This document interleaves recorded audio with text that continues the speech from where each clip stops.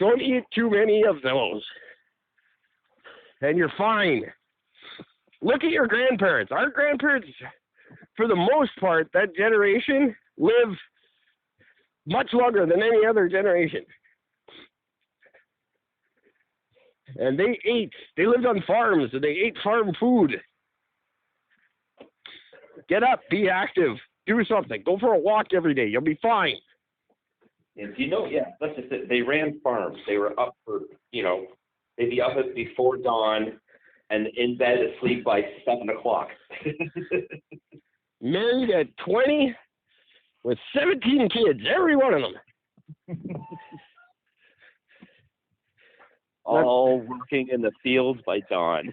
Granted, usually about 13 of those kids died working the farm, but that's just collateral damage for healthy living, if you ask me. Minor details.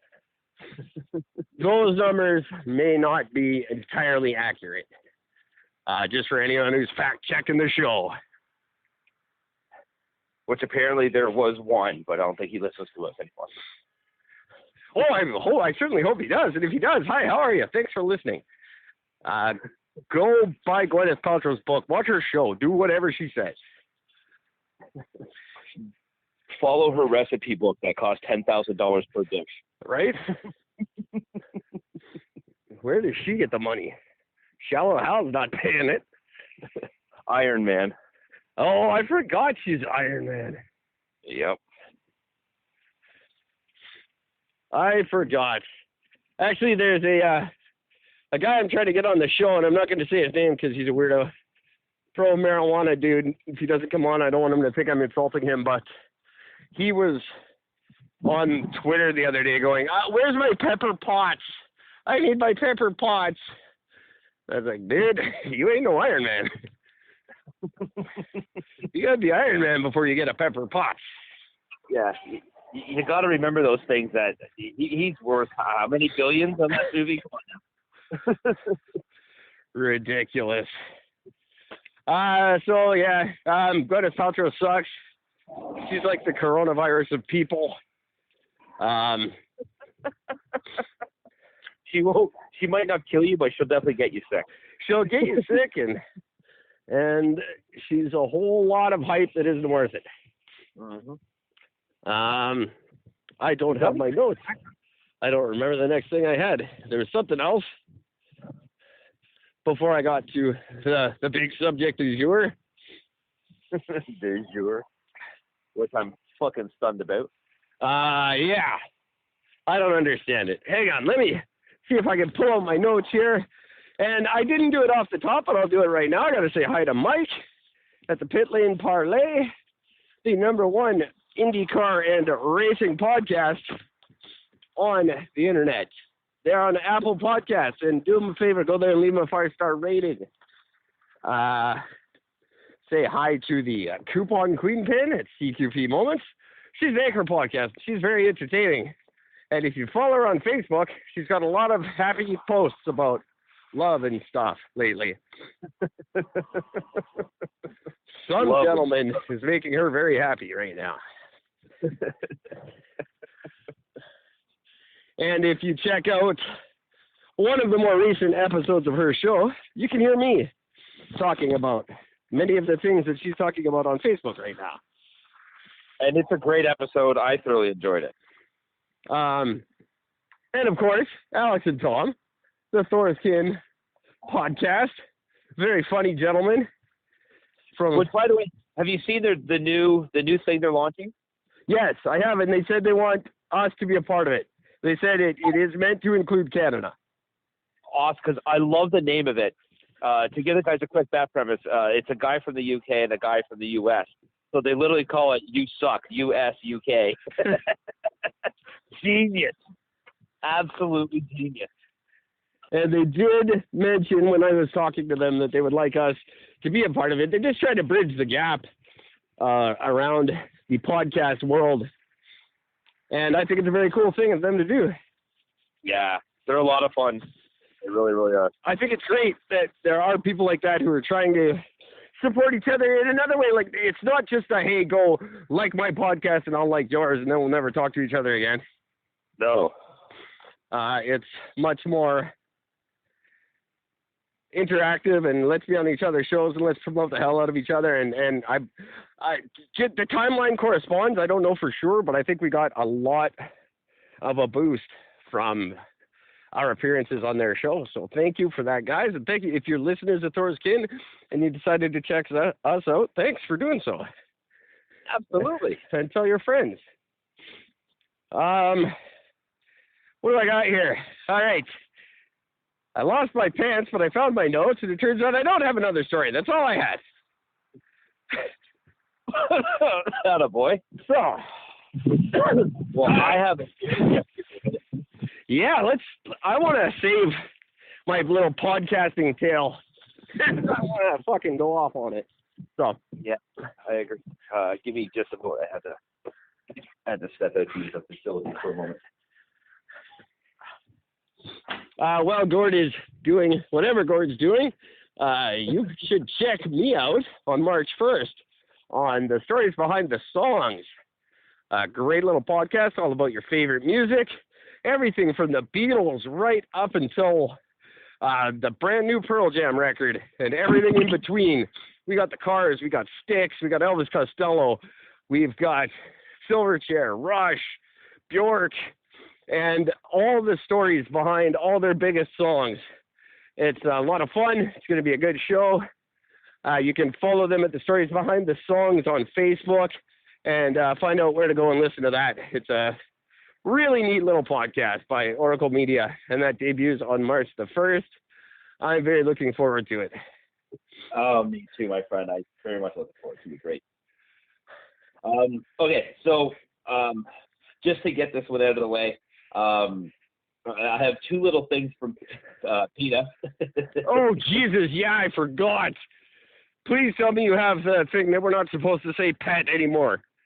No, I'm actually avoided that one because it's just fucking stupid. But they have, PETA is officially dropping one of their longest running campaigns. Really? Very successful campaigns, which is the I'd rather go naked than wear fur campaign. They've been, you have to admit, it's been a very successful thing for them. They have decimated the fur trade industry.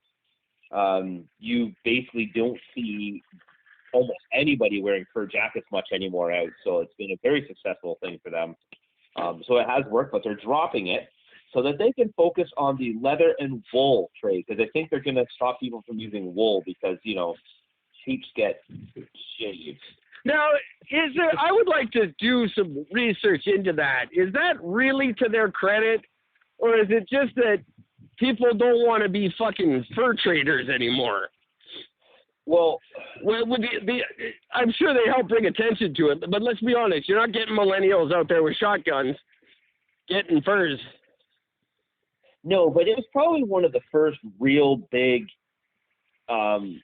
social thing that started up of people being like, it started off where if you were wearing fur out, people would throw paint on you. So people in like the major metropolitan areas like New York.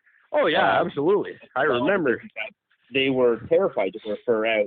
And then it just became a huge backlash against one of the big vegan startups was about wearing fur, about how bad it was, and about how a lot of the animals actually were treated for things. And there's a lot of truth. There was a tremendous amount of truth behind it. Oh, absolutely. I'm not.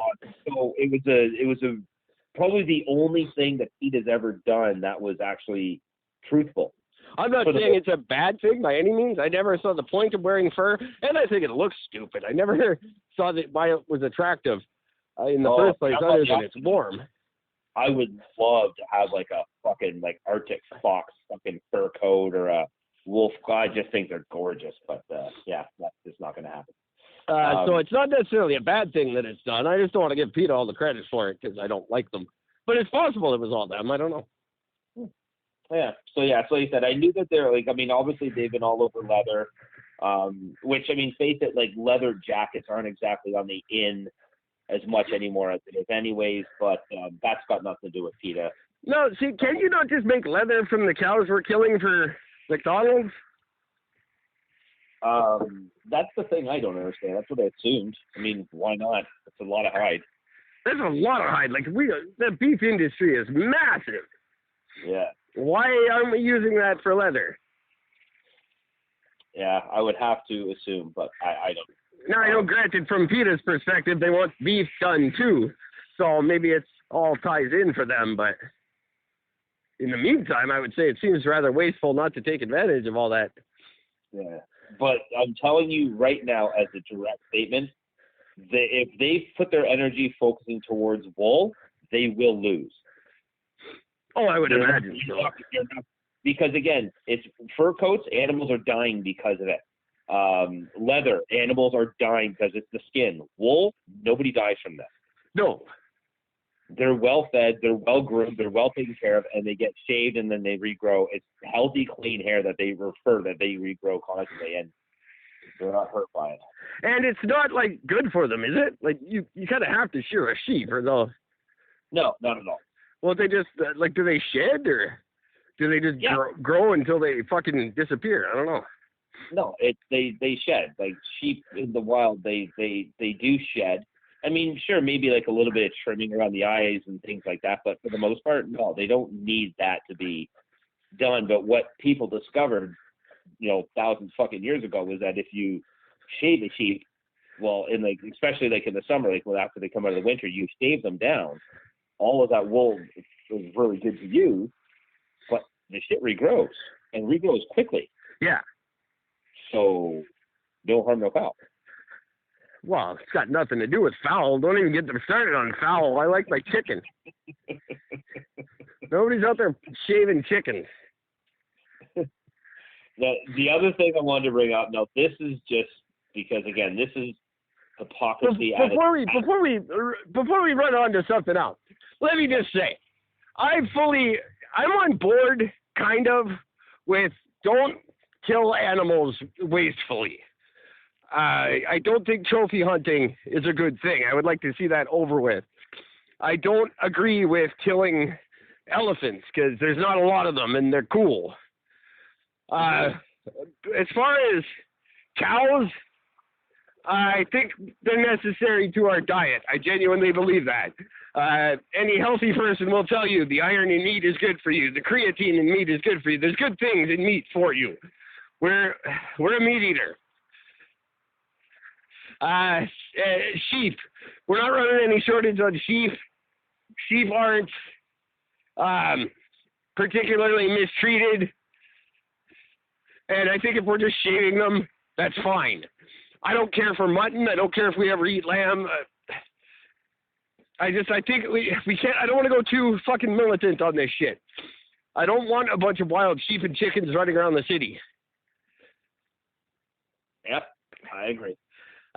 So good on you, PETA, whatever. I guess if there's some sort of wasteful leather production going on, I don't know that there is. I don't know a lot about the industry. But let's just not go crazy. I fully agree with you. That's all I can say about that. I don't know. I got nothing funny, just fucking. I do want to say that I'm really sick of everyone on Facebook calling us sheep. I don't know why sheep get such a bad name. I don't think we should be calling a bunch of fucking idiot sheep. Oh, you guys are just sheep. What the fuck did sheep ever do to make you think they're like Americans? We got to be nicer to the sheep in that respect. Stop calling assholes sheep. You guys are just a bunch of sheep. Fuck off. I'm not even going to bother explaining it. There's no point.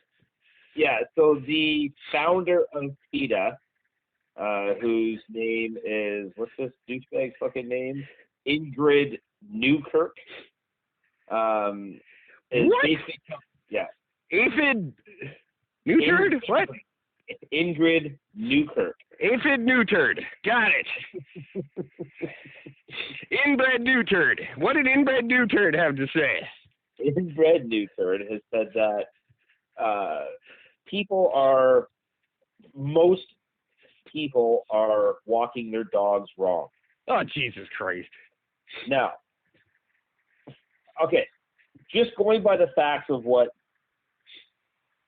Twatty McTwat Breath said, there's a tremendous amount of truth to a lot of. I mean, this is basic, very